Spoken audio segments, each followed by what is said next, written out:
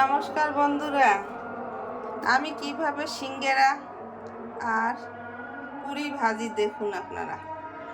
আমি ময়দা নিয়েছি, ময়দার মধ্যে এই তেল নিয়েছি এবং লবণ দিয়ে তেল দিয়ে এটাকে ছেনে মেখে তারপর এই পুরি আমি ভাজা দিয়েছি।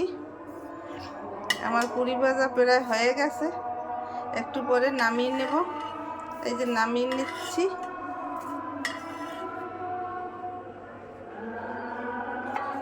এই যে আমার পুরি আর সিঙ্গারা ভাজা হয়ে গেছে।